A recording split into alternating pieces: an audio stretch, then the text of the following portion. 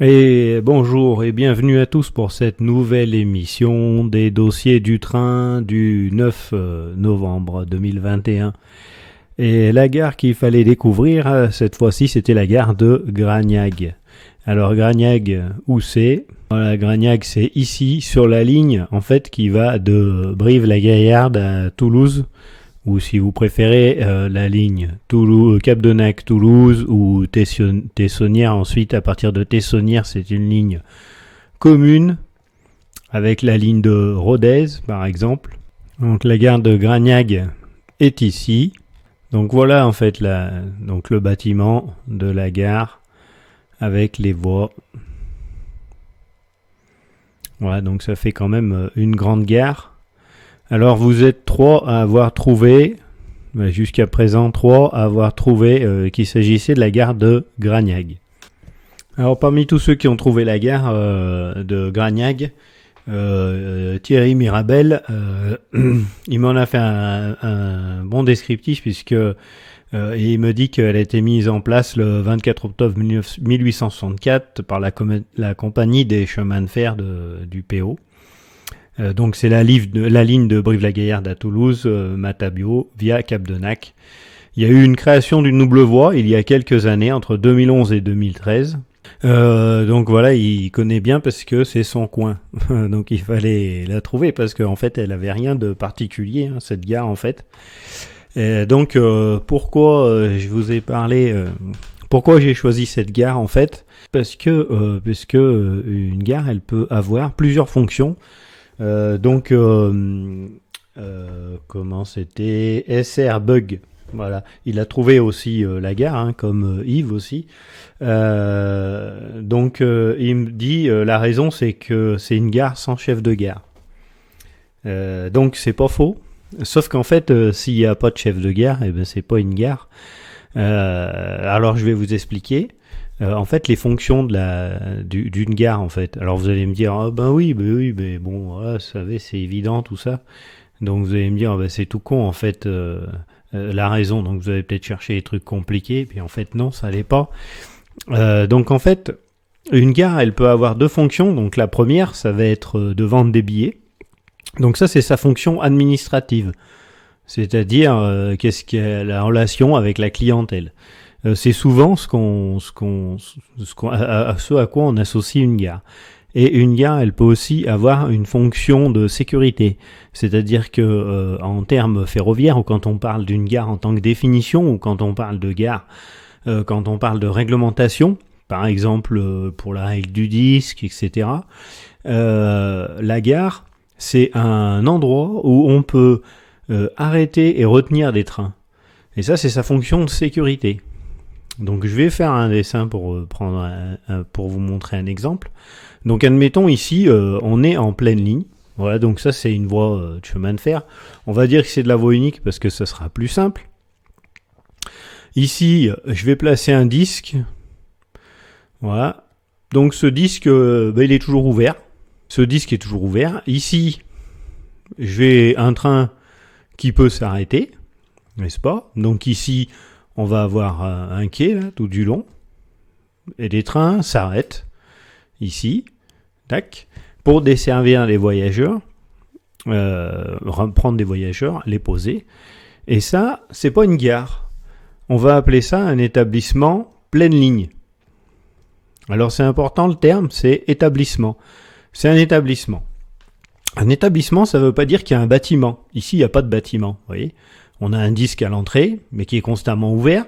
Donc si on prend le cas d'un disque lumineux, tac, je vais faire un petit vert, voilà. Donc on est en pleine ligne, c'est un établissement en pleine ligne. Il n'y a même pas d'aiguille, il n'y a rien. Et on pose les voyageurs et on redémarre. Admettons que dans cet établissement, tac, donc je vais remettre mon feu vert ici. Donc on a toujours le feu vert, parce que le signal en fait il est bloqué en la fermeture. On a toujours un quai là, pour poser les voyageurs. Maintenant, on me prend un petit bonhomme, et on va lui dire, toi, mon petit gars, tu vas aller là-bas, Et tu vas, donc on lui donne un drapeau rouge. Voilà, donc ce bonhomme, il a un drapeau rouge. On lui a assigné d'être là-bas. Et ben à partir de maintenant, cet établissement en pleine ligne, c'est une gare. Parce que à partir du moment où on peut ouvrir cet établissement, c'est-à-dire qu'il est en service, ça devient une gare. Donc admettons maintenant, si on ferme notre disque, je le fais en mécanique, ça va plus vite, on ferme le disque ici. Le train, il arrive, donc la règle du disque, le train il va se mettre aussitôt en marche à vue, et ensuite il avance en marche à vue, donc là il n'y a pas d'aiguille, hop, hop, hop, arrêt obligatoire en gare. Là le petit bonhomme, il pose son drapeau rouge ici sur le bord du quai, ça signifie au train qu'il doit s'arrêter. Donc tant que le drapeau est présenté, il ne peut pas repartir. Donc on a bien nos deux conditions, c'est-à-dire arrêter un train et le retenir. À partir de ce moment-là, ça devient une gare. Si maintenant, à notre petit bonhomme, on lui rajoute une petite maison et on lui met du papier pour écrire avec un stylo et une caisse avec des sous, eh ben, il peut vendre des billets. Ça devient, elle remplit une nouvelle fonction, la fonction administrative. Hop, ça devient une gare qui vend des billets. En plus d'être une gare au niveau sécuritaire qui va arrêter et retenir les trains. Donc voilà les deux fonctions. Alors pourquoi ? Parce que si on prend par exemple l'exemple, une gare qui va retenir les trains, ça peut être toutes les grandes gares, Pardieu, Lyon-Perrache, vous voyez, à Paris, Paris-Bercy, etc. Et après, on peut avoir des gares qui vendent des billets mais qui aussi retiennent les trains, donc c'est le même type de gare. Et en fait, c'est là où on se rend compte, par exemple, comme pour la gare de Figeac, puisqu'on en a parlé, cette gare, elle a deux fonctions, une fonction administrative et une fonction de régulation. Elle peut plus réguler les trains, elle peut que vendre des billets parce que à côté de la gare qui a brûlé, on a ouvert un petit bungalow, donc elle remplit plus qu'une fonction administrative. Mais le poste qui s'occupe, qui contenait les aiguilles et les appareils nécessaires à faire fonctionner les signaux ayant brûlé, elle ne remplit plus cette fonction de sécurité. Donc voilà pourquoi j'ai choisi la gare de Gragnag. Donc c'est pourquoi on a bien les signaux de sortie de notre gare. Donc ça c'est la sortie côté Toulouse. Donc on voit bien, les signaux s'ils sont fermés, donc c'est une voie unique à cet endroit-là, enfin c'est une voie banalisée, à cet endroit-là elle est en double voie, donc on peut faire croiser les trains. Donc la gare de Gragnag elle est télécommandée par Toulouse, mais c'est bien une gare, même si son bâtiment il est fermé. Donc de ce côté Toulouse, on a des signaux qui vont être fermés pour arrêter et retenir les trains. Le bâtiment voyageur qui lui est complètement fermée et ne vend pas de billets, donc elle ne remplit pas sa fonction administrative. Et de l'autre côté, on peut voir ici les signaux de sortie. Donc le bâtiment voyageur, il est au fond là. Donc les signaux en direction de Toulouse là. Et ici, les signaux direction Brive-la-Gaillarde, Cap-de-Nac, donc qui peuvent arrêter également et retenir les trains. Voilà. Et donc ça, c'est une gare. Donc ici, la sortie de la gare, côté Cap-de-Nac. Donc on voit bien qu'après elle continue en voie banalisée. Et c'est parti pour la nouvelle gare. Ça va pas être facile. J'essaye de mettre de plus en plus difficile. Alors, c'est bien une gare SNCF dont il s'agit. À vous de découvrir laquelle est-ce. Est-ce que je vous mets un indice ? Je pourrais peut-être vous mettre un indice parce que sinon ça va être très difficile. On va dire que cette gare est située dans le Finistère. Voilà. Puisque il y avait un abonné qui m'a dit qu'il s'attendait à ce que d'habitude je mette des gares sur les lignes que je parcours. Là, effectivement, je peux plus parcourir de lignes puisque la ligne elle y est plus. Donc on peut voir la voie était ici, on voit le quai. La voie était ici, c'est pas et c'est toujours une gare SNCF. Comme quoi, on peut avoir des gares, mais comme j'ai expliqué, elle n'a qu'une valeur administrative, hein, en fait. Hein. Donc j'avais pris d'autres photos sur cette gare. Alors, comme on peut le voir sur celle-là de photos, elle n'était pas encore murée. Hein. Les portes n'étaient pas murées. Il y a 2 ans d'écart qui séparent ces 2 photos. Bon, entre celle-là et celle-là. Où là, elle a été murée. Voilà. Donc à vous de découvrir cette gare. Alors, avant de commencer à répondre aux questions, je vais faire 2 petites annonces comme d'habitude. Maintenant, on va dire, ça y est, non, c'est pas des infos. En fait, je vais passer un truc qui va bien vous plaire pour ceux qui ne sont pas au courant. C'est Louis qui m'a passé l'info, donc salut Louis, c'est un fidèle abonné. Et je passe souvent devant chez lui en train, enfin quand la ligne est pas fermée. Donc c'est pour vous informer de l'existence d'un site, pour ceux qui le savent pas, qui s'appelle Cartograou. Donc je vous mettrai le lien dans le descriptif de la vidéo, mais il suffit de taper Cartograou, vous tombez dessus. Donc en fait vous allez sur internet et vous tapez simplement Cartograou. Et à ce moment-là, vous allez tomber sur un site de géolocalisation. Tous les trains sont géolocalisés maintenant. Et à partir de là, vous pouvez suivre tous les trains. Donc je vous laisserai découvrir ça. Hein, vous verrez comme c'est. Donc ça fait, donc vous avez une carte comme ça qui apparaît avec tous les numéros de train. Donc vous pouvez taper un numéro de train.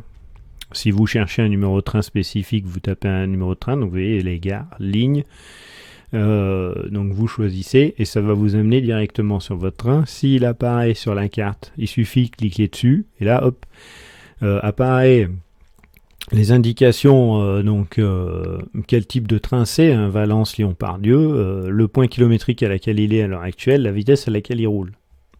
Ponctuellement. Et donc s'il a du retard ou qu'il est supprimé, etc., ça remonte. Là où ça devient super intéressant, c'est que vous pouvez zoomer et quand vous grossissez à un certain point, vous avez carrément la signalisation qui apparaît. Tac. Vous voyez ? Voilà, donc on a carrément la signalisation qui apparaît. Les signaux qui peuvent être rencontrés en global, hein, je pense pas qu'elle est complètement, elle est pas détaillée, hein. Donc on a une partie de la signalisation et vous pouvez suivre en direct l'évolution de tous ces trains sur la carte. En même temps, ça permet de découvrir les lignes et tout, et en plus ça tourne assez bien quand même, ça rame pas trop. Donc voilà, donc je voulais vous faire partager ce petit truc là. Donc le site, enfin je vous le mettrai dans le commentaire, c'est Cartograou. Voilà. Donc là, vous voyez par exemple ici, ce train a 10 minutes de retard. Là. Donc si on clique dessus, ici, on voit où c'est qu'il a pris 10 minutes de retard. Intervention des forces de l'ordre, 10 minutes à Gourdon, ça a cartonné. À Gourdon, ils se sont tapés dessus. Donc il a pris 10 minutes. Voilà. Celui-là, il a 20 minutes. Régulation du trafic. Donc voilà pour ce petit site. Alors la deuxième info, elle concerne, c'est Frédéric Gratteau. La dernière fois, on avait parlé, vous vous rappelez, des TIV de chantier. Et puis, on a aussi parlé sur vitesse, des tolérances. Et il me parlait de l'accident d'Argenton sur Creuse.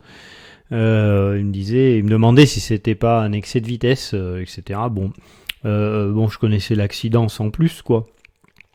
Et du coup, en grattant un petit peu, je me suis rendu compte que l'affaire était beaucoup plus complexe que ça, et de toutes les grandes catastrophes ferroviaires qu'il y a pu avoir, donc celle-ci, elle est quand même assez dramatique, et ben, elle n'est pas du tout comme les autres, et en grattant un peu, je me suis rendu compte qu'il y avait pas mal de choses qui n'étaient pas normales, en fait. Du coup, je pense que je vais faire une émission spéciale là-dessus. Je suis pas sûr de pouvoir la publier sur ma chaîne. Je vais voir comment ça va se passer. Et à ce moment-là, donc je traiterai. Je pense que je vais traiter cette affaire. Voilà, donc ça me prend un peu de temps, mais je vais traiter ces affaires-là. Voilà. cette affaire-là du moins. Donc je ferai certainement une émission spéciale. Si c'est sur ma chaîne, en tout cas, ce sera une émission spéciale là-dessus pour essayer de vous expliquer ce qui s'est passé exactement. Donc voilà pour ces 2 petites infos. Alors je vais commencer par répondre à une question de Sazo qui m'avait demandé, donc ça commence à faire un petit peu le type de signalisation ferroviaire en cantonnement téléphonique dans les années 60 sur la région sud-ouest, anciennement PO. Rien que ça, c'est pas simple comme question. Donc effectivement, je peux pas développer ça là. Donc la réponse, elle vient de mon collègue Jean-Philippe, qui est un de nos compagnons, membre de la compagnie. Donc c'est lui qui a traité la question, parce que il est beaucoup plus qualifié que moi. Donc Sazo, si tu veux des renseignements plus complémentaires, il faudrait mieux nous contacter en privé pour ce genre de choses, parce que ça va être long à expliquer là, et en plus c'est pas mon domaine. Jean-Philippe m'a fait la réponse que c'était donc en règle générale, c'était limité aux signaux de protection des gares, tels que les disques avec adjonction d'un avertissement sur certains types de gares. Le cantonnement étant assuré par la mise en place de signaux d'arrêt à main au droit du point d'arrêt normal des trains en gare. Un peu le même style de schéma que ce que j'ai expliqué au tout début de l'émission avec les règles, les fonctions des gares, entre les gares et les établissements, là, quand j'ai jalonné, c'est ça en fait. Donc les jalons étaient en tôle, montés sur piquet en acier. Donc en général, ils étaient plantés au plus près du bord du quai. Parfois même bien souvent sur le quai lui-même. C'était un tube en acier qui était planté à demeure et dans lequel on venait mettre il servait de support et dans lequel on venait mettre le jalon. Donc voilà pour la question de Sazo. Alors il y a 3 semaines maintenant que Laurent PE m'a posé cette question. Donc évidemment je les ai pas toutes traitées, mais j'ai bien fait d'attendre finalement. La question c'était pouvez-vous nous parler des fourgons chaudières qui étaient tractés par des diesels, à quoi servaient-ils et comment marchaient-ils?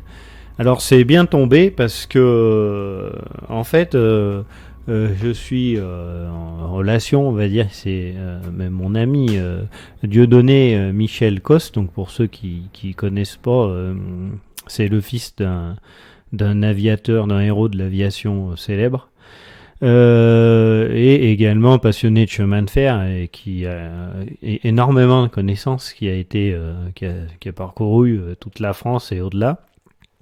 Et donc justement, donc il m'écrit assez souvent. Il m'en a parlé par un hasard. Donc plutôt que de répondre comme ça, je vais simplement citer le citer pour expliquer et répondre à la question de Laurent. Alors d'abord, on va faire simple sur la définition du fourgon chaudière, parce que en fait le fourgon chaudière, il était attelé au train de voyageurs dans le cas de traction diesel et même parfois traction électrique. Il comportait une chaudière destinée à produire la vapeur pour le chauffage des voitures de voyageurs.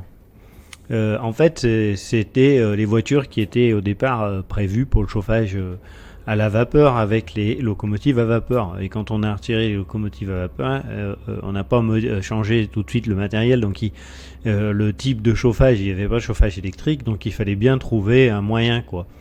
Donc la présence d'un agent n'était pas toujours indispensable. Le conducteur, il pouvait contrôler à distance la fourniture de la vapeur. Voilà, ce type de fourgon n'est plus utilisé depuis la disparition du chauffage par la vapeur.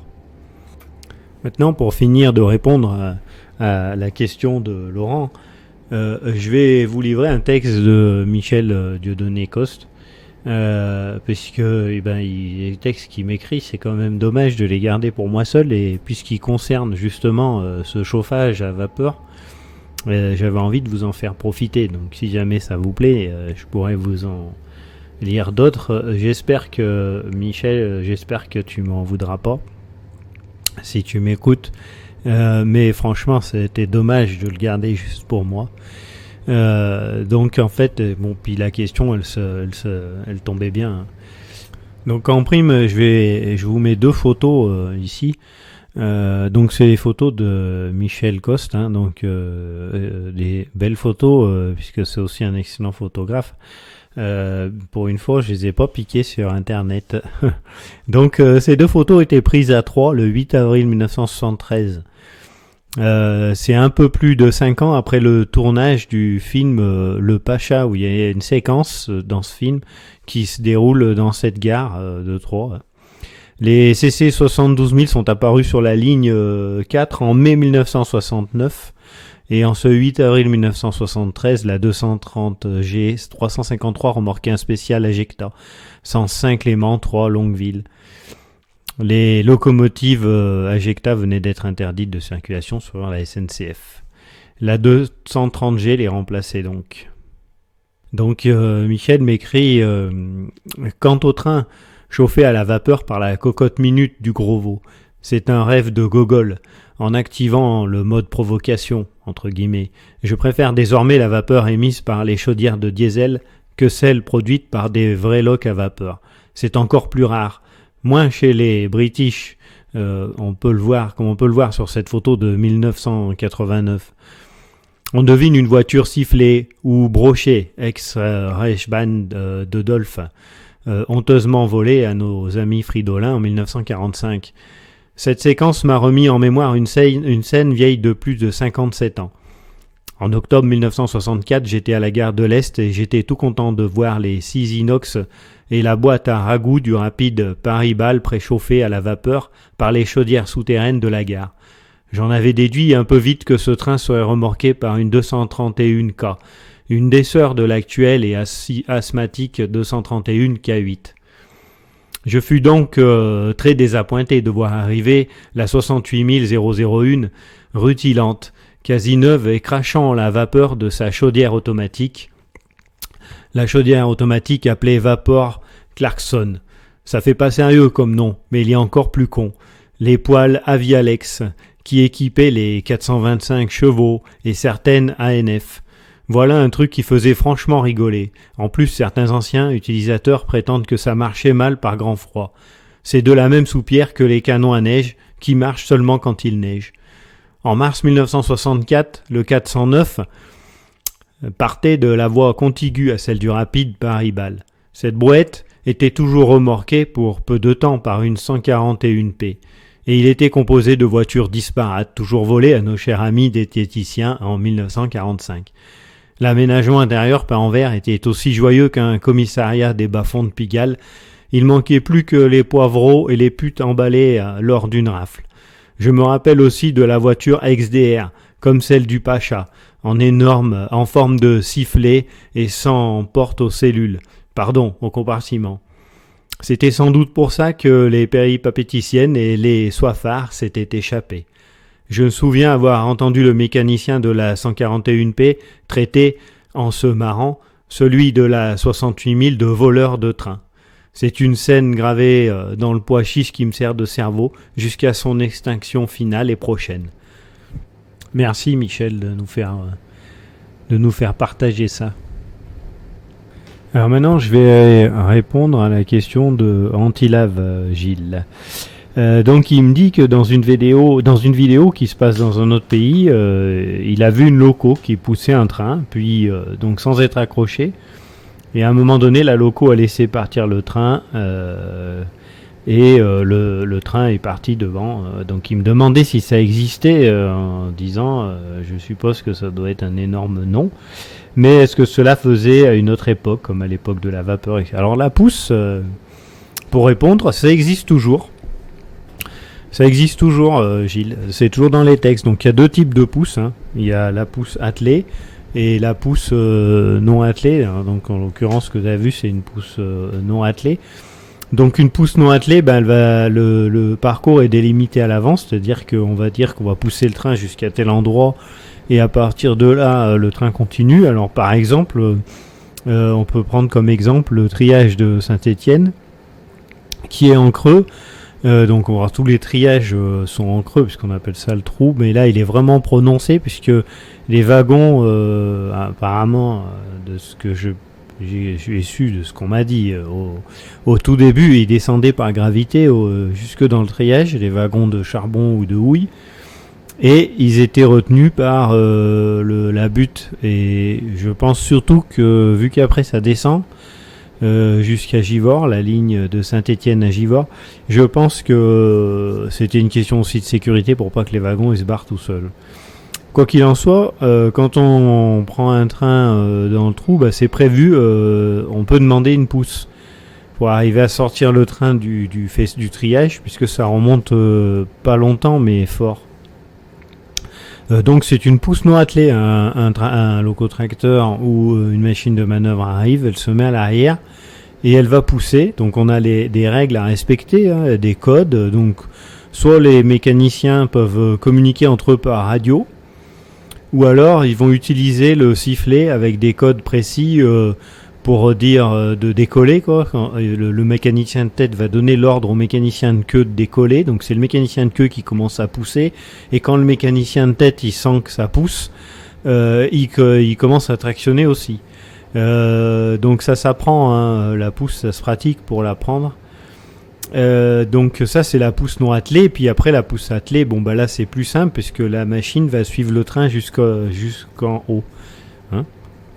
Donc voici une photo de Michel Denionnet-Coste, hein. Michel Coste, donc encore lui, une photo de pousse attelée. Donc cette photo elle date de 1973, hein.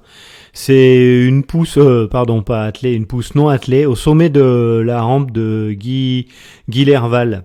Donc c'est une BB 46 000 ex-midi. Et donc on voit, hein, ici que c'est une pousse attelée. Donc en queue du train, on voit qu'il y a une plaque rouge. C'est une plaque rouge ou des signaux. Faudrait zoomer pour voir exactement. Donc le train est bien marqué, la queue du train est marquée comme la queue de la locomotive d'ailleurs. Donc donc c'était prévu à tel endroit la pousse se détachait du train, hein. Donc comme j'ai dit, il y a des règles, hein. Des fois ça pouvait arriver que la pousse se détache du train accidentellement. Dans ce cas-là, on ne cherche pas à reprendre pousse sur le train, on se met immédiatement en marche à vue et on suit le train à distance, hein. C'est des règles à respecter. Donc voilà pour cette image. Alors voilà une nouvelle photo prise en 1982. Ça a été pris. Cette photo, elle a été prise à Tournemire, hein, sur la ligne Béziers-Neusague. Et ce coup-ci, c'est une pousse attelée. Donc il s'agit d'une triplette de BB. Donc il y a deux BB 4110 en tête et une en pousse attelée. Alors c'est encore une chance de pouvoir profiter de ces photos. Donc si je pourrais, ce que je pourrais ajouter sur la pousse, en fait on n'en tient pas compte, on n'y pense pas. C'est-à-dire que si quand on met des machines en tête, quand on met deux machines en UM pour étirer un train, on va avoir un truc qui s'appelle la résistance des attelages. On est obligé de calculer la limite de résistance des attelages. Et oui, parce que les machines, elles vont tracter beaucoup plus fort. Au bout d'un moment, on va atteindre une limite de résistance où on peut pas rajouter autant de machines qu'on veut puisque ça va casser. Du coup, avec la pousse, on élimine, on soustrait cette résistance aux attelages avec une pousse attelée. Puisqu'on a une locomotive qui va pousser en plus derrière, donc du coup on peut monter plus de charge aussi par rapport à cette limite de résistance des attelages. Mais l'avantage, c'est bien sûr d'augmenter la puissance et également l'adhérence, même ne serait-ce que si avec une UM, mais je pense souvent en rampe parce que les pousses c'est souvent utilisé dans les rampes, hein, c'est pas utilisé sur des parties planes. Quand on va mettre une UM par exemple pour tirer un certain tonnage, on peut être bon au niveau du tonnage et pas arriver à monter parce qu'on va avoir des problèmes d'adhérence, et en rajoutant une pousse, on va arriver à augmenter l'adhérence et à monter. Alors on le verra plus, les pouces on verra plus beaucoup. Alors ça arrive en cas de secours, mais en train de régulier parce que l'entreprise elle en veut plus. D'abord ça correspond pas au processus politique mis en place sur le ferroviaire. Et ensuite, une pousse, c'est un conducteur. Donc, à moins tant qu'ils n'auront pas inventé un système avec un pilotage automatique, enfin, ça existe déjà, mais qu'ils ne le mettent pas en place sur les marchandises, on verra pas de pousse parce qu'ils n'ont pas envie de rajouter une machine, un conducteur. Ils en ont déjà pas assez pour faire circuler le peu de train qui reste. Alors, parler de rajouter une pousse, ils peuvent oublier. Mais il y a beaucoup de trains qui pourraient passer par d'autres endroits ou tirer plus de tonnage si on utilisait la pousse. Et comme on le voit ici, c'était quelque chose de très utilisé dans le temps. Voilà. Mais c'est toujours, réglementairement, c'est toujours d'actualité. Alors je reviens sur la dernière émission, vite fait. Donc je vais répondre au message de François. Salut François. Donc il me disait que par rapport déjà au BC Panto, vous êtes plusieurs à m'avoir dit que sur la ligne de 7 effectivement il y a des BC Panto. Alors hop, je vous glisse une image de notre ami Arnaud, donc Arnaud qui fait partie des compagnons du train depuis peu. Donc il m'a envoyé une image où on voit le pont de 7 justement. Donc concernant cette image, Arnaud il précise que c'est une belle mise en application de la pénétration en canton occupé, n'est-ce pas? Puisqu'il est derrière avec son train. Donc la photo date de l'été 2019 et la VE qui se trouve devant, c'est un Barcelone-Marseille. Donc si on regarde bien au-dessus de la motrice, on voit le pont de 7, c'est un pont basculant. Voilà. Donc je pense que ça doit être celui-là qui doit donc préciser François que tu précises et beaucoup d'autres m'en ont parlé. Déjà, voilà pour ce pont. Maintenant François il me précise que pour ce qui est on a parlé de la non-reconnaissance d'un signal. Bon, c'est vague, c'est non-reconnaissance du taux sur un signal, il me dit connaissant qu'il pensait qu'un conducteur il connaissait la ligne par cœur et que s'il n'a pas reconnu le signal, c'est pas grave, il sait bien ce qu'il y a à cet endroit-là. Alors c'est vrai et pas vrai. C'est vrai parce que on applique rarement la non-reconnaissance du taux. Parce que bon, ça arrive rarement qu'un signal ne soit pas visible. En général, on va le voir avant. Et si vraiment on l'a identifié, si c'est juste un petit bout de tag, on va signaler comme quoi le signal est un peu tagué et on va appliquer le signal puisqu'on le connaît. Donc ça, c'est vrai. Par contre, c'est faux, c'est dangereux de faire ça, de dire systématiquement on connaît la signalisation parce que on peut se tromper. Déjà, quand on parle de l'observation de la signalisation, il faut toujours imaginer les pires conditions. Souvent, on imagine toujours 2 jours, il fait beau, etc. Non, un signal, il faut le considérer 2 jours quand il fait beau, mais également de nuit quand il y a du brouillard et qu'il pleut. Et dans la nuit, dans le brouillard, on ne se repère pas forcément. On peut très bien se tromper. Il peut y avoir une succession de signaux qui soient espacés que de centaines de mètres, admettons 400 mètres, 500 mètres, et on peut se tromper. Dire on croit que c'est celui-là et puis c'est pas celui-là. Donc comme la règle elle est commune à toutes les situations, on va pas faire une règle en disant bon alors s'il fait pas beau vous faites ci, s'il fait beau vous faites ça. Donc on applique une règle commune et à partir du moment où on n'a pas reconnu le taux avec certitude, on peut pas l'identifier, même si on le connaît, on ne doit pas en tenir compte et on applique la règle. Pourquoi ? Parce que si on n'unifie pas des règles de sécurité, un jour il y aura une erreur, une faute, et là c'est des morts, donc on peut pas se permettre ce genre d'erreur. Voilà. Donc c'est pour ça que on applique cette règle, bêtement sans chercher à comprendre.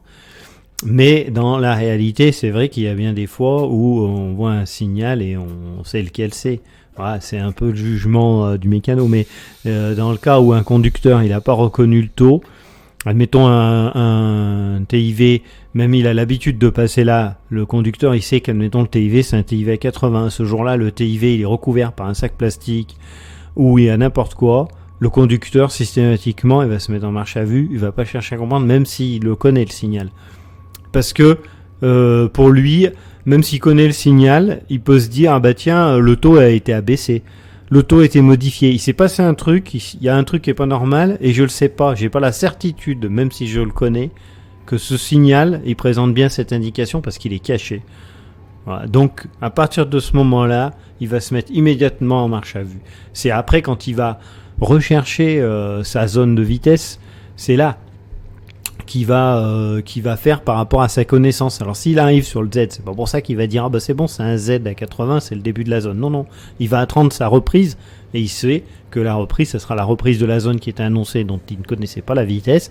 Il va attendre que son terrain ait dégage, d'avoir appliqué sa réglementation, sa marche à vue sur la DCO et ensuite il reprendra sa vitesse. Mais dans tous les cas, le conducteur qui ne reconnaît pas avec certitude le taux, il appliquera cette règle pour aller toujours dans le sens de la sécurité. Donc voilà pour répondre à la question de François. Alors maintenant on va continuer. Je vais répondre aux questions de Frédéric Gratteau qui m'avait demandé déjà à un moment les étiquettes IS-IN. Donc en fait il peut arriver qu'on ait des incidents sur des véhicules, que ce soit des voitures de voyageurs ou des wagons de marchandises ou du matériel spécialisé.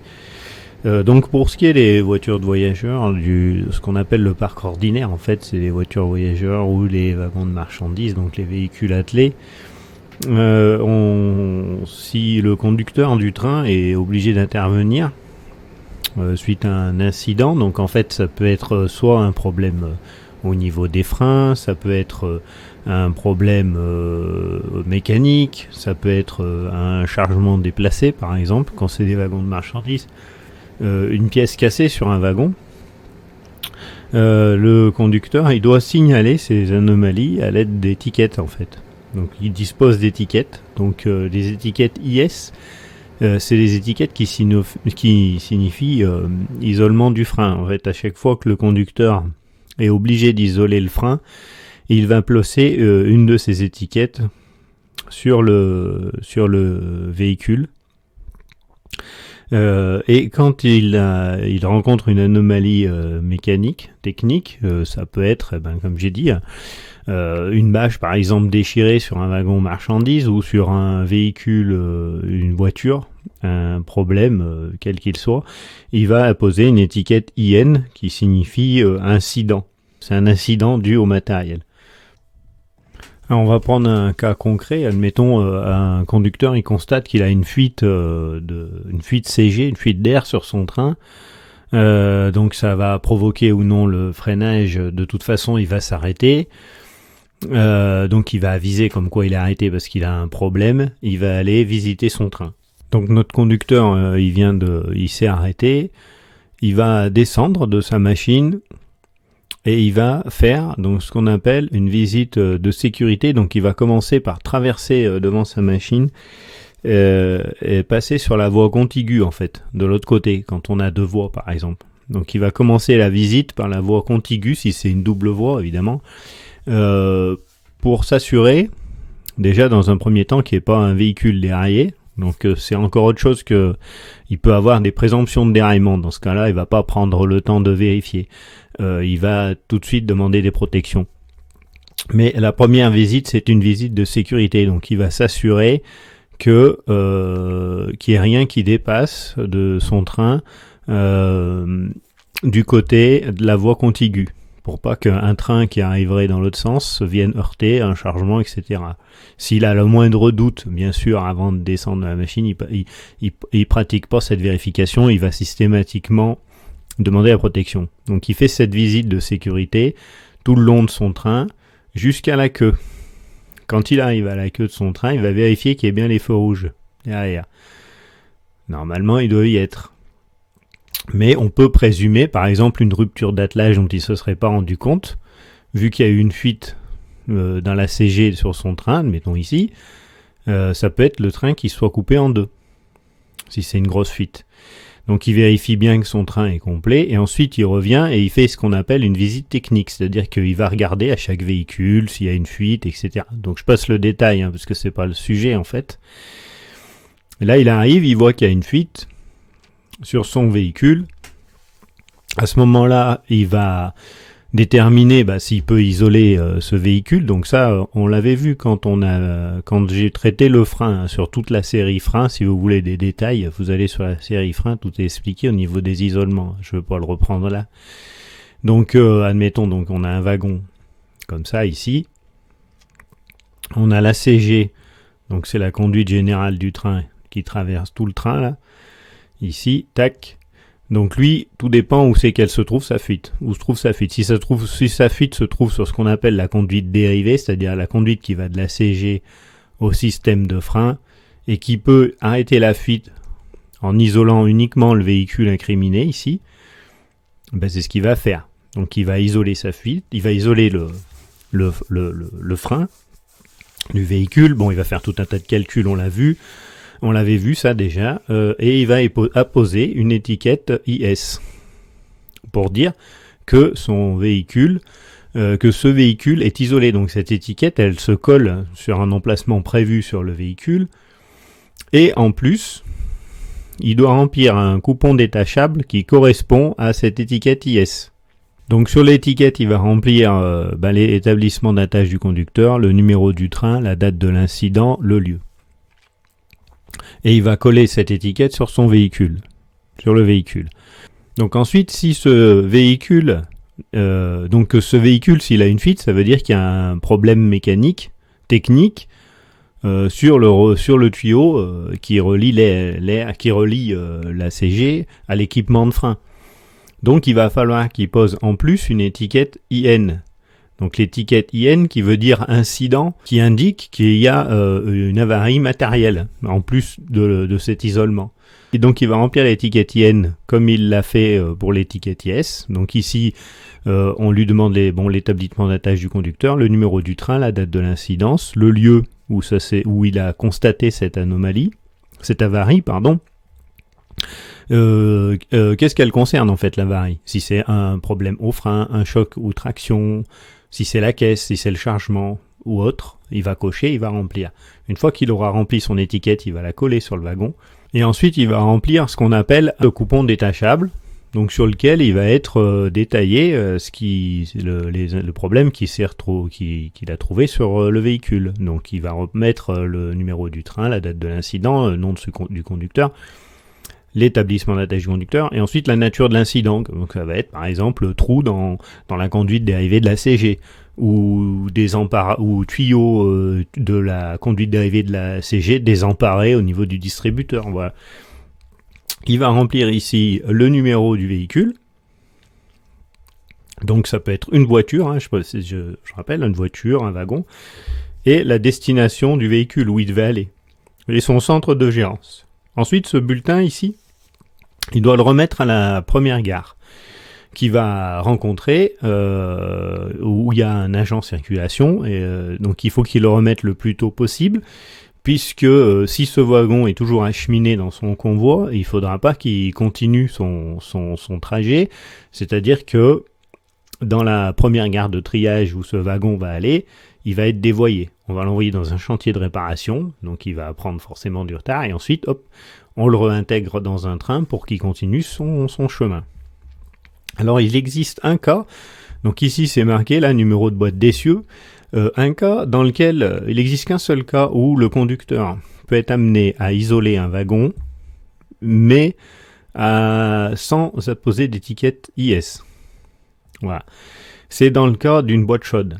Donc la boîte, c'est la boîte d'essieu. Donc on se rappelle, donc on a un essieu, on a la fusée de l'essieu qui est au centre. Donc c'est l'extrémité de l'axe d'essieu, ça s'appelle la fusée d'essieu. Donc si on regarde en coupe un essieu, on va avoir les roues ici, de chaque côté. On a l'essieu qui passe entre les roues. Et cette partie-là, ça s'appelle la fusée. C'est la fusée de l'essieu.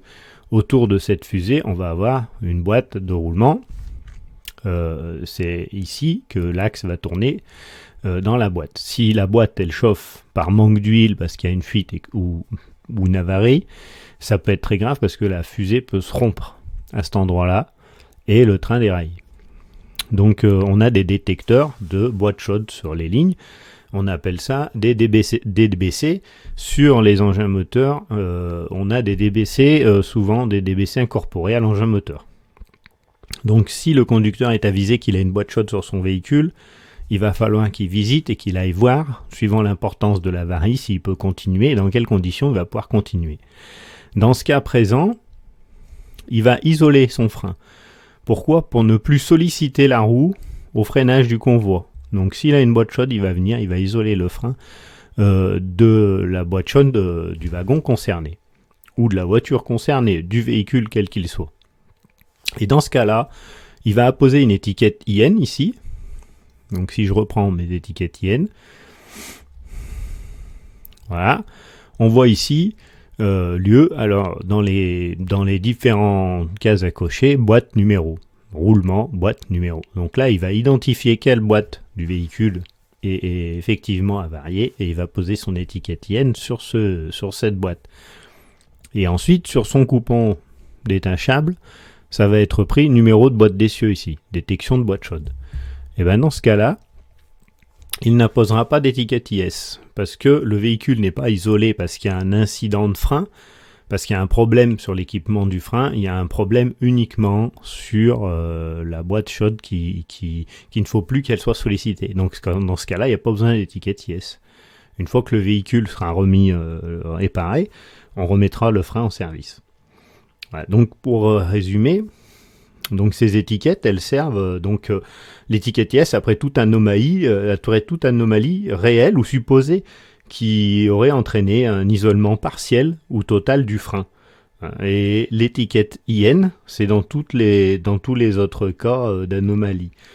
Et on met une étiquette IS plus une étiquette IN à chaque fois qu'on a un incident de frein entraînant un isolement du frein. Donc ça c'est pour les règles, voilà. Donc je veux pas rentrer plus dans les détails, sauf si vous avez des questions ou si vous voulez que je rentre plus dans les détails dans les avaries. Voilà, c'est pas très connu, mais il faut savoir que le conducteur donc dispose des étiquettes. Donc on a ces étiquettes sur des trains automoteurs. Alors normalement on n'utilise pas ces étiquettes sur par exemple une locomotive. Pourquoi ? Parce que chaque locomotive est équipée de ce qu'on appelle un carnet de bord, comme en aviation. On a les carnets de bord pour les avions, on a les carnets de bord pour les trains. Donc c'est un carnet d'entretien, si vous voulez, c'est le carnet d'entretien de la voiture. Donc si on a une avarie, ça va être repris sur ce carnet. Maintenant, dans les trains autorail, automoteurs, on a des carnets d'étiquettes IS-IN.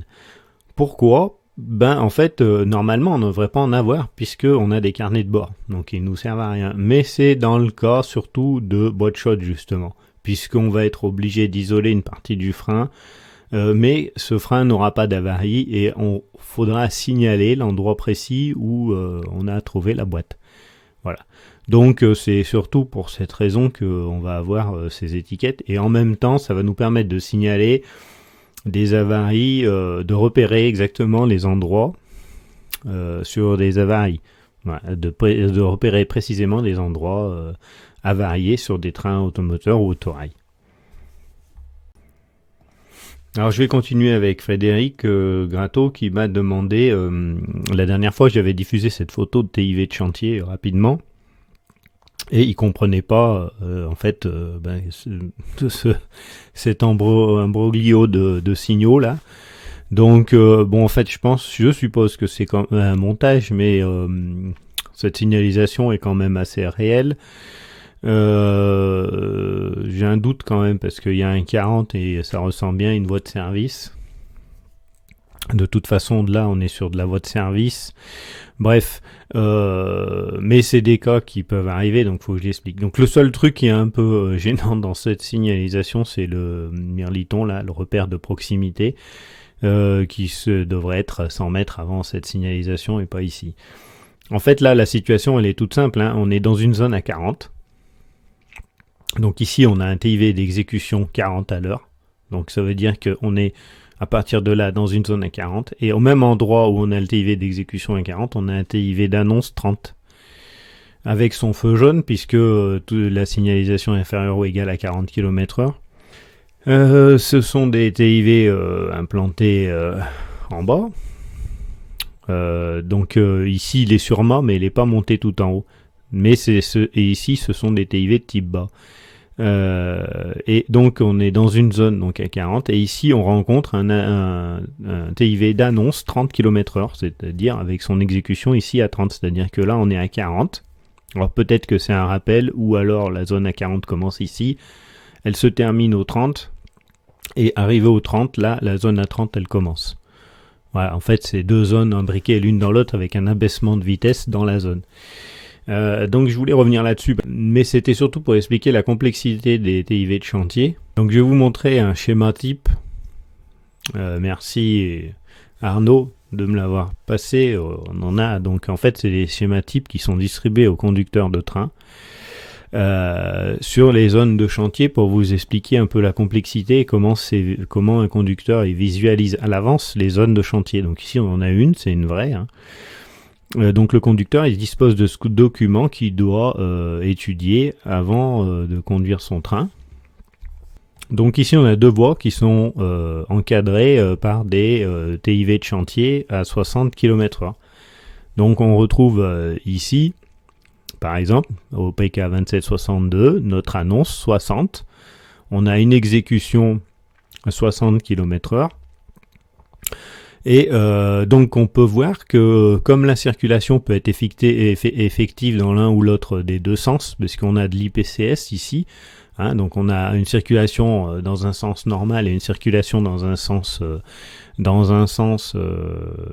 contraire, dans le contresens on va dire.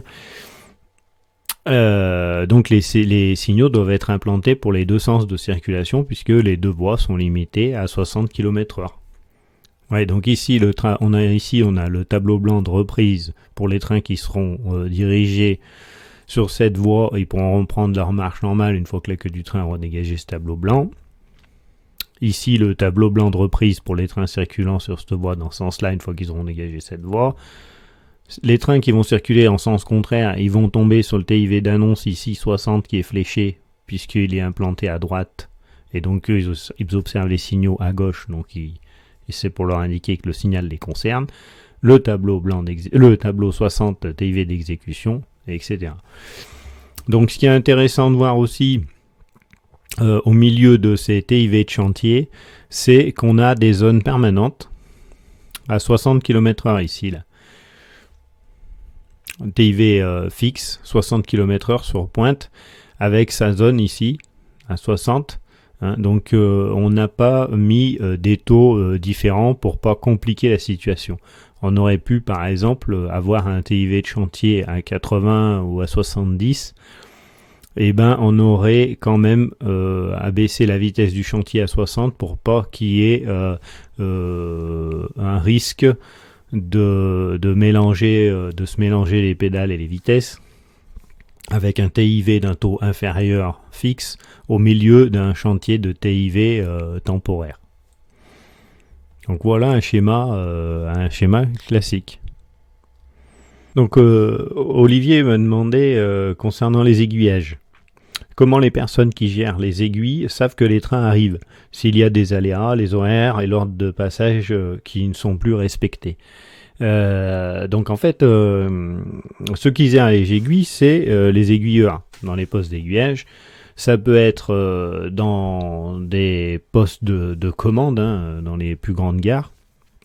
Au-dessus d'eux, on va avoir ce qu'on appelle sur les lignes à réguler, des régulateurs. Donc sur les grandes lignes, en fait, c'est les régulateurs qui vont gérer l'ordre des trains. Donc ici, je vais montrer j'ai trouvé sur internet.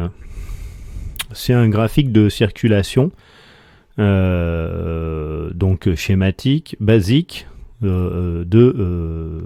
comment circulent les trains. Donc en fait, on va utiliser ce genre de graphique. Donc c'est un graphique avec deux abscisses. Ici, on va avoir les heures qui vont défiler en haut et les kilomètres sur le côté, et les traits en oblique, ce sont les trains. Les trains qui vont circuler, hein. Donc à l'heure qu'ils partent, à l'heure à laquelle ils arrivent, à l'heure à laquelle ils partent. Et à chaque fois qu'un train va croiser un autre train, qui vont se rencontrer, les deux traits vont se rencontrer, c'est à cet endroit-là qu'ils se croisent. Le régulateur, son rôle, c'est justement, quand un train il va avoir du retard, ou s'il roule en avance, mais en avance c'est pas autorisé, dans une certaine limite, mais il peut lui tolérer par exemple de circuler en avance s'il voit que ce train il va jamais croiser un autre train à cet endroit-là. Le régulateur va transmettre au poste d'aiguillage dans les gares concernées l'état de la circulation d'un train. Si un train est retardé parce que il est arrêté en pleine ligne, comme on l'a vu tout à l'heure, parce qu'il a un problème de frein, c'est pourquoi le conducteur va immédiatement aviser le régulateur pour lui dire je suis arrêté, j'ai un problème de frein, etc. Pour que le régulateur, déjà, dès le départ, il peut établir un retard moyen qu'il va avoir. Donc il sait que le conducteur, s'il part pour un problème de frein, qu'il est obligé de visiter son train, il sait qu'il n'est pas parti pour 5 minutes. Donc lui, il va commencer par prévenir les prochaines gares en leur disant le train machin vient de m'appeler, il est arrêté à tel endroit. Donc pour l'instant, il va certainement, j'estime son retard à temps. On peut faire passer un autre train sur IPCS, le train qui est derrière lui, on va le faire doubler, donc c'est lui qui va arriver avant. Je parle encore une fois, schématise, parce que ça suit tout un protocole de dépêche, évidemment, il y a des questions de sécurité à respecter. Et donc il va transmettre tout ça au poste d'aiguillage des gares concernées. Donc voilà, donc un poste d'aiguillage informatisé moderne d'une grande gare, ça va ressembler un peu à ça. Donc si c'est informatisé, ça ressemble à ça, avec des ordinateurs. Et le chef du poste d'aiguillage, il va faire en sorte que les trains ils se croisent au bon endroit au bon moment en fonction de ce que va lui annoncer le régulateur. Donc sur le tableau du régulateur, on retrouve le même style de graphique mais informatisé. Donc on en a plusieurs suivant les lignes. On voit qu'il est équipé de téléphone. Donc quand le conducteur appelle, il tombe directement ici. Le régulateur peut aussi arrêter les trains. Il peut demander au train d'arrêter, faire des appels à plusieurs trains dans des zones, ou alors appeler directement un train qui est en train de rouler, etc.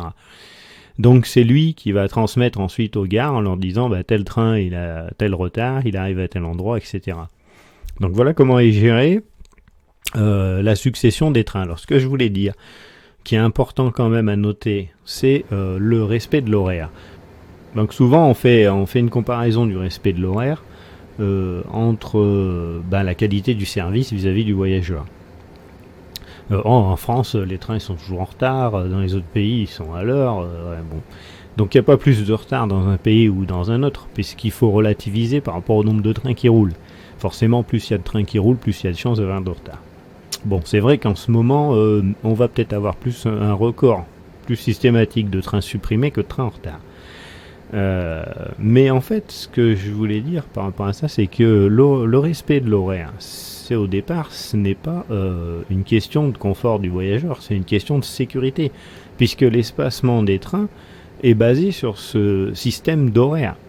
À l'heure actuelle, on s'en rend plus compte parce qu'on a des signaux, parce qu'on a des passages à niveau automatique.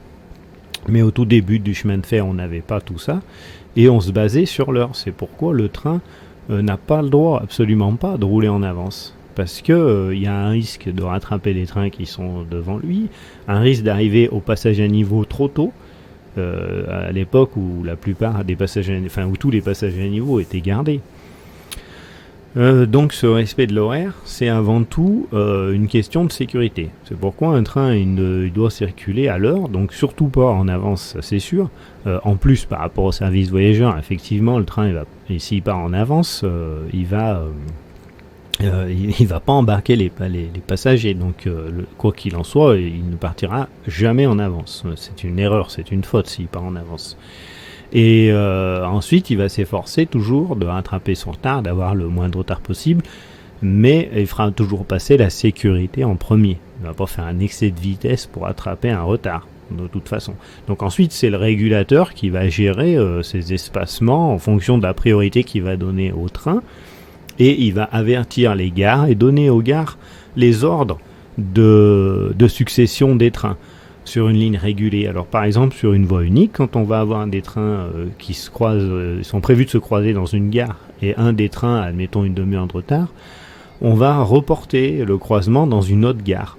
Donc c'est une opération de sécurité importante et lourde, puisqu'il ne faut pas se tromper, sinon on se retrouve avec le cas de Flaujac, où malheureusement chaque agent de la gare pensait que ça allait croiser dans l'autre gare en fait. Et les trains, ils sont croisés au milieu de la voie unique, forcément ça l'a pas fait. Donc il faut suivre un tableau de succession de l'ordre des trains. Et quand un croisement est reporté, on va prendre des dispositions. Alors sur les lignes régulées, ça peut être le régulateur qui ordonne de reporter le croisement si un train a trop de retard par rapport à un autre.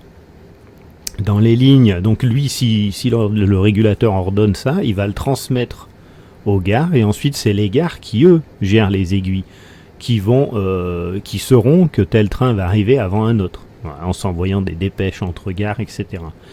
Donc voilà, pour répondre à Olivier, donc j'espère avoir été assez clair. Je n'ai pas voulu rentrer, encore une fois, dans la complexité, sinon il aurait fallu faire une émission juste pour ça. Donc j'espère avoir été assez clair pour répondre à Olivier. Voilà. Donc concernant le rôle du régulateur. Alors là, je sais plus qui m'a posé une question par rapport à la règle des pantographes. Je l'ai pas retrouvée la question, donc je m'en excuse. Donc en fait, de mémoire, c'était par rapport à la position du pantographe, surtout sur des trains de marchandises qui transportent par exemple des voitures. Alors je me rappelle plus, il y avait autre chose dans la question. Les pantographes sont soumis à des règles en fait d'utilisation. Donc effectivement, la règle de base en 1500 volts ou 1500 volts, lorsqu'on a une machine monocourant avec deux pantographes, on utilise toujours le pantographe arrière. Donc ça c'est la règle de base, toujours le suite derrière. Puisque c'est dans le cas où on a un pantographe qui s'arrache ou où on a une avarie, ça évite d'emporter également suite derrière.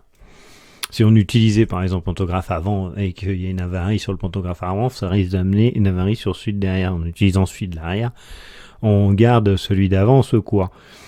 Il n'y a qu'un cas où on va utiliser le pantographe avant, uniquement avant. Dans ce cas-là, c'est uniquement si on a un véhicule derrière qui va transporter, donc un wagon porte-auto qui va transporter des véhicules routiers. Donc ça peut être également, c'est pas forcément un wagon porte-auto, ça peut être même un wagon plat par exemple avec un véhicule à l'intérieur. À ce moment-là, on va utiliser le pantographe avant pour éviter d'amener des détériorations sur les véhicules. Suite à les arcs électriques, on va avoir des projections de métal en fusion, on peut avoir des, vous savez, comme ça fait des étincelles, quoi. Avec ça et de la graisse également. Donc on va éviter d'utiliser ce pantographe arrière. Mais si par exemple on a une locomotive bicourant, on est obligé d'utiliser le pantographe à ce moment-là sur une polycourant, on est obligé d'utiliser le pantographe qui correspond à la tension d'alimentation.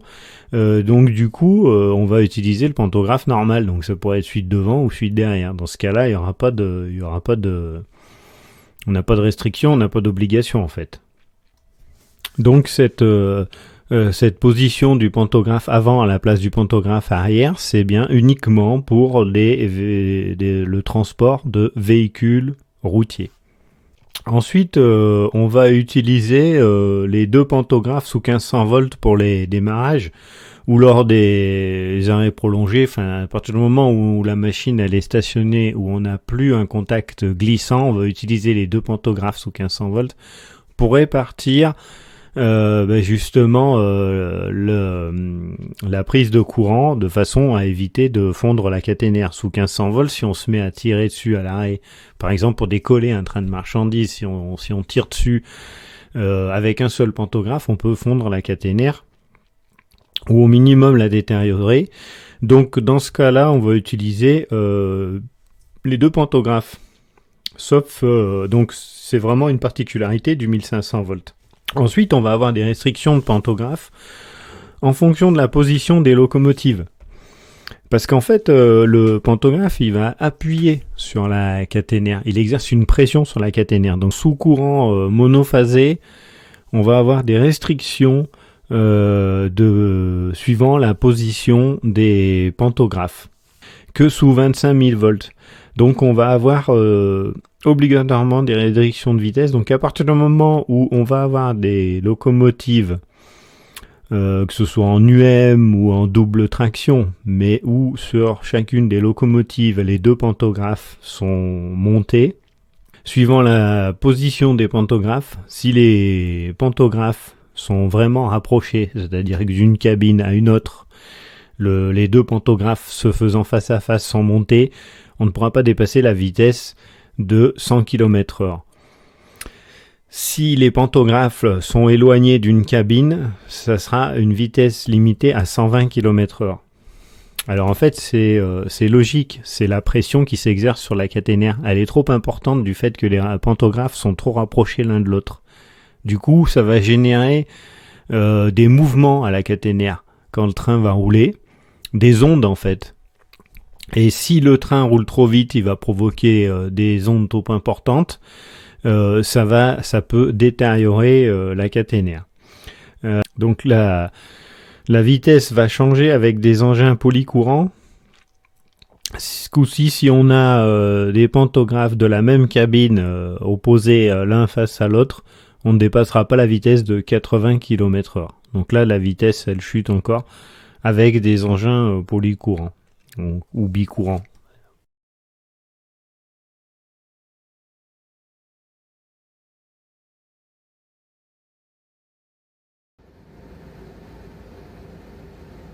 Votre attention, s'il vous plaît. En raison de la présence d'un obstacle sur la voie, notre train est immobilisé.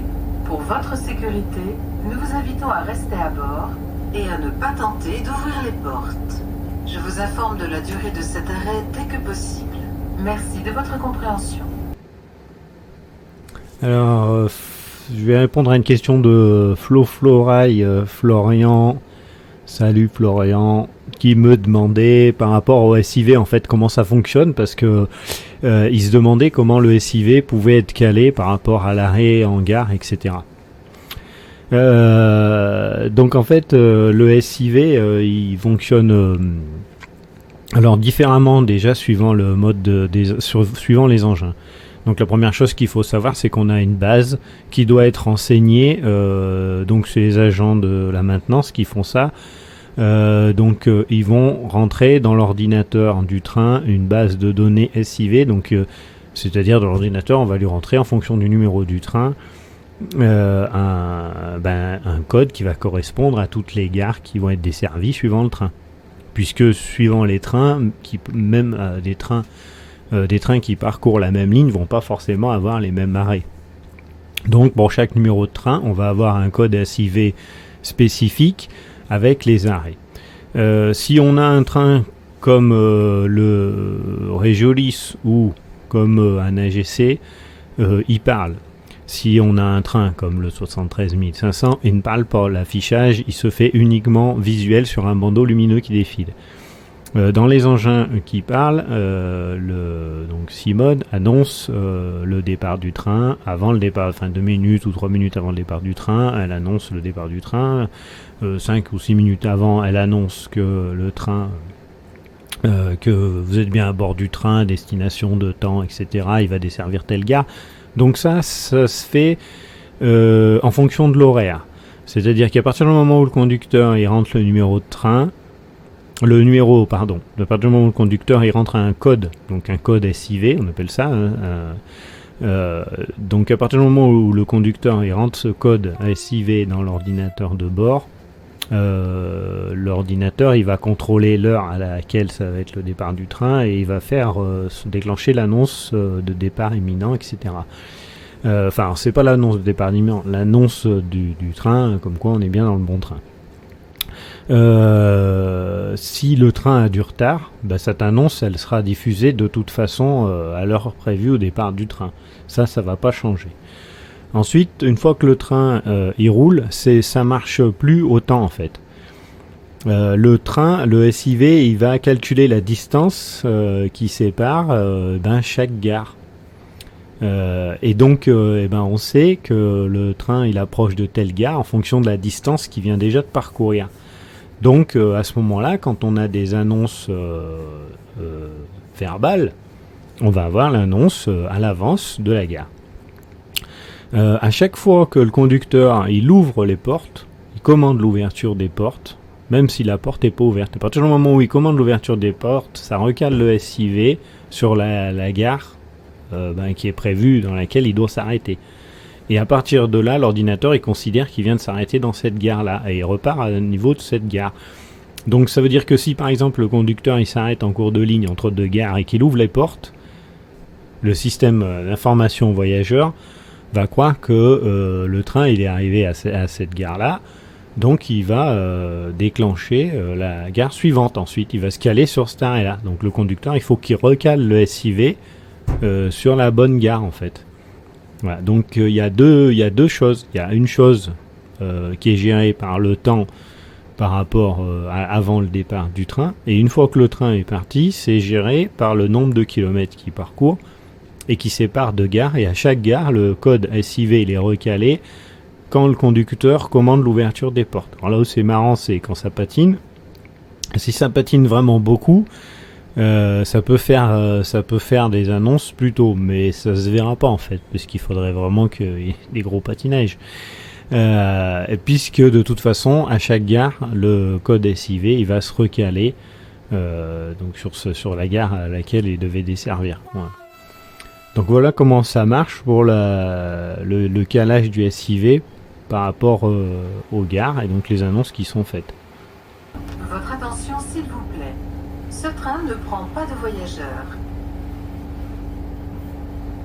Nous vous invitons à descendre des voitures et à vérifier que vous n'y avez rien oublié. Merci de votre compréhension. Votre attention s'il vous plaît. Notre train ne circule pas sur la voie habituelle. Avant d'ouvrir les portes, vérifiez la présence du quai. Merci de votre compréhension.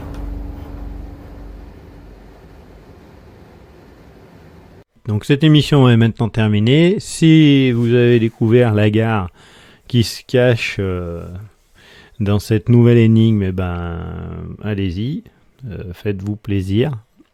Sinon, je vous mettrai des photos, des explications la prochaine fois. Et sur ce, je vous dis bonne route, bon voyage et à bientôt.